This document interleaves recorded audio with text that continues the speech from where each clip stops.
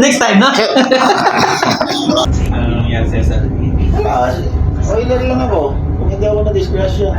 Sige, tayo na dito. Kung hindi ako na-disgrasya talaga, wala. Oiler lang siguro ako. Baka naging fitter, ganyan. Bakit sa disgrasya bumasik yung pagiging chief engineer?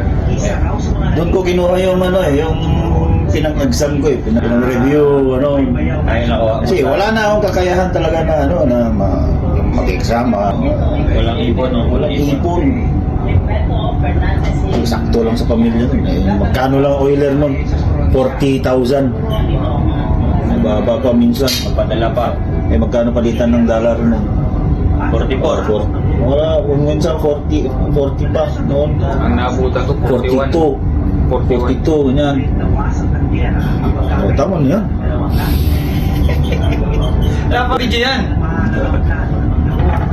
Pero sa totoo talaga. Pero, sir, pangarap mo talaga magsiman. Pangarap mo magsiman. Simula. Hindi. Anong pangarap mo dapat? Bago ka nagsiman, anong inisip mo maging Yung professional? yung pinapangarap ko dati, maging architect, gano'n. Pero malabo rin na mangyari. Kasi bopols ako sa school. Maririnig na mga fans mo yan. Yun naman yung totoo Ako lang talaga, kunwari bakit ako naging chief engineer? Kasi ginamit ko lang yung yung abilidad ba? Abilidad lang. Pero kung sa mga academic, makontento na ako sa 3, basta pasado lang, wala lang ako bagsak. Basta survive lang. Basta pumasa lang. Anong masasabi mo ngayon, sir, na naabot mo na yung peak ng profession mo? Yan nasa tugatog naman Gusto ko bumalik sa second engineer kasi stress ako sa pagka-chief engineer. Stress pala mag-chief engineer. Gusto mo bumalik segundo. Tingnan nyo, mataba ako na sumampa ngayon. Bayar. Ayos yun. Healthy living. Anong masasabi mo?